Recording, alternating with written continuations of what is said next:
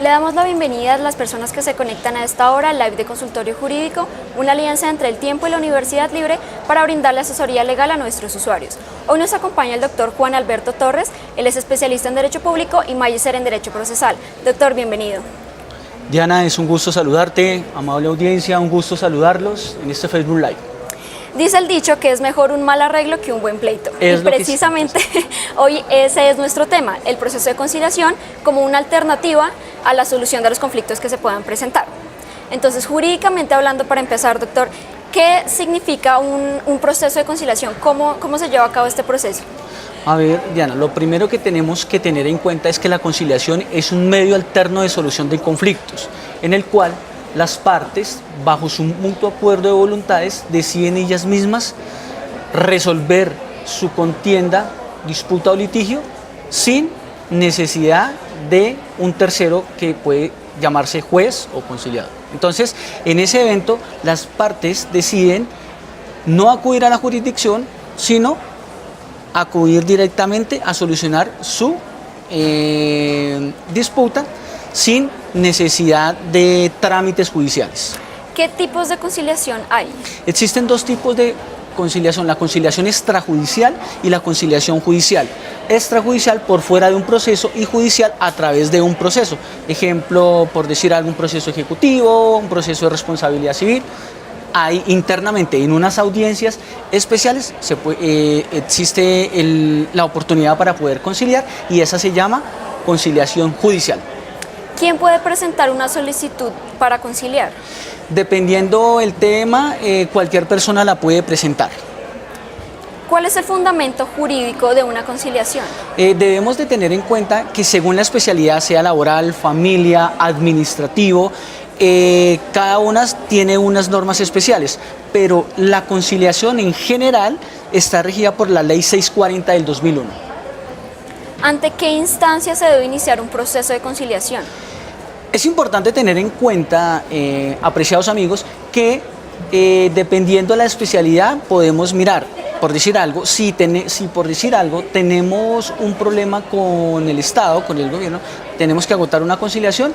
El competente es la Procuraduría General de la Nación, pero por decir algo en un tema de alimentos, en un tema de una deuda, tú me prestas un dinero, no te lo pago y quieres conciliar, entonces existen centros de conciliación, por ejemplo las facultades de Derecho, puede ir uno ante la Personería, la Procuraduría, ante un juez de paz, uno puede, en todas las seccionales comunidades hay jueces de paz en los cuales podemos acudir a ellos para poder presentar una petición de conciliación. Y en este orden de ideas, ¿cómo es el proceso para conciliar? Lo primero que debemos tener nosotros en cuenta es que en la petición debe venir estructurada una parte introductoria, es decir, sus nombres, sus domicilios. Segundo, hay unos hechos. ¿Qué fue lo que pasó? ¿Por qué yo agoto la conciliación? Un fundamento jurídico, unas pretensiones, ¿qué pretendo yo con esa petición de conciliación? Unos anexos y unas direcciones de notificaciones, ¿no? Hay que tener en cuenta que de pronto unas conciliaciones requieren un poquito más de cuidado, como por decir algo en tema contencioso administrativo, y otras no se sientan tan grandes. Esos serían los requisitos en términos generales en para términos presentar generales. Una conciliación. Y importante tener en cuenta, no se requiere casi en la gran mayoría la presencia de un abogado en sí, pero ello no quiere decir que la parte lleve su abogado, porque casi siempre uno dice, cierto que para presentar la petición de conciliación me obligan a tener un abogado. No, en muchas ocasiones no es necesario. Por decir algo, en el derecho administrativo sí es requisito, la misma ley lo expresa, la ley 640, de que tiene que tener un abogado para su... ¿Cuáles serían esos casos que usted llama administrativos en los que la gente necesitaría un abogado? Ejemplo, las reparaciones directas, las nulidades y restablecimientos del derecho. ¿Cuáles serían las garantías o las ventajas que ofrece un proceso de conciliación? Diana, hoy en los despachos judiciales para nadie es un secreto que el gran cúmulo de procesos que llega a diario ante las instancias judiciales es grandísimo. El poder conciliar, primero nos evitamos ir ante un juez. Segundo, tiempo, audiencias. Eso lleva unos costos. Y si nosotros podemos verdaderamente solucionar el conflicto hoy, es lo que uno más aconseja. Puedo yo recibir hoy lo mismo que pueda yo recibir en 2 o 3 años, que por bien que nos vaya puede durar un proceso judicial. ¿En qué casos es viable conciliar? Eso dependiendo, porque hay un tema que la ley 640 nos estructura que uno puede conciliar aquellos temas que sean desistibles, transigibles, en los cuales ya las partes mirarán el tema para poder conciliar. Entonces hay, por ejemplo, los temas muy civiles de personalidad no se podrán conciliar, pero el resto, desde que lo expresa la ley 640 del 2001 y dependiendo de la jurisdicción, se podrá conciliar. Bueno, recuerden que pueden dejar sus comentarios o sus preguntas en Facebook y en YouTube y el doctor más adelante les responderá en vivo. Continuando con este tema, doctor, si la conciliación se realiza de una manera extrajudicial, es decir, antes o previamente la gente concilió y llegó a un acuerdo, ¿cuál sería el proceso a seguir en este caso? Una vez presentada la petición de conciliación, el servidor público, en este caso conciliador, tiene un término de 3 meses, contados a partir de la recepción de la conciliación. 3 meses. En esos 3 meses, ¿qué podemos estructurar? Primero, se estudia la petición de conciliación, se fija una fecha y hora para citar a las partes, para tratar de solucionar la controversia, disputa o litigio. Si se concilia, el conciliador presta un acta, realiza un acta en los cuales expresa qué se concilió, cómo se concilió, cuáles fueron los hechos y cuáles son las pretensiones. Esa acta es lo que uno denomina jurídicamente un título ejecutivo. Es decir, que si la persona incumple o cualquiera de las personas incumple, ahí sí ya se podrá demandar directamente. Pero en caso, por ejemplo, de que no asista a la audiencia de conciliación una de las partes, ¿cómo es ese procedimiento en ese caso? En caso de que el conciliador cita y alguna parte no va, tiene el término de 3 días hábiles, por cierto, días hábiles para justificar su inasistencia. En caso de que no se justifique dentro de los términos establecidos, el conciliador presentará o prestará un acta en la cual expresa la no asistencia, la no justificación, y eso, si hay que iniciar un proceso, podrá indicarse que es un indicio grave en contra de la persona que no fue, de sus pretensiones o en su defecto de sus excepciones. Ahorita usted mencionaba que con el proceso de conciliación se ahorran mucho tiempo y costos. ¿Qué costo tiene el proceso de conciliación? ¿Tiene algún costo? Por regla general, cuando se hace ante las agencias de la administración como Procuraduría, Personería, Defensoría, no tiene ningún costo. Pero si hay centros de conciliación debidamente autorizados por la ley, dependiendo de las pretensiones de la parte convocante, ellos tienen unas tablas especiales, o unas tarifas especiales que cobran de acuerdo a las pretensiones. Pero si lo hacemos ante las agencias de la administración que antes nombré, el trámite es gratuito. Gratuito. Si una de las partes, por ejemplo, no asiste, ¿tiene algún tipo de sanción? Es decir, más allá del acta en el que se dice que, digamos, tiene algún tipo de reporte negativo, ¿tiene algún tipo de sanción, bien sea económica o de cualquier otro tipo, que la persona no asista a la audiencia? Es una excelente pregunta, Diana, porque a nivel extrajudicial la sanción es un indicio grave en contra, si hay motivo de demandar. Pero si ya estamos ante la conciliación judicial, el Código General del Proceso estructura que no irá a una audiencia inicial, que es la primera audiencia, la parte, si no se justifica, tiene una multa de hasta 5 salarios mínimos legales mensuales vigentes. Es decir, es una multa grande por no ir a una audiencia y en especial por de pronto no ir a una audiencia de conciliación. Y en caso de que la persona no esté dispuesta, digamos, a pagar o no cumpla con ese requisito, ¿hay otra instancia a la que se llega? Hay algo fundamental, y es que cuando nosotros hacemos una petición de conciliación, pueden existir varios caminos. Primero, que se concilie. Segundo, que se concilie parcialmente. O tercero, que no se concilie.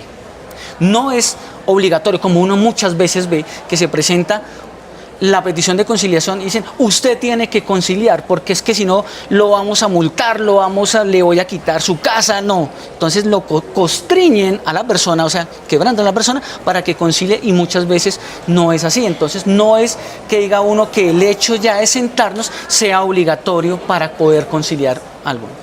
Eso se utiliza mucho en régimen alimentario, que obligan a las personas a conciliar y eso está mal hecho. Es voluntad de las partes poder conciliar. En caso de que las personas no puedan llegar a un acuerdo, no concilien, ¿cuál sería el proceso a seguir?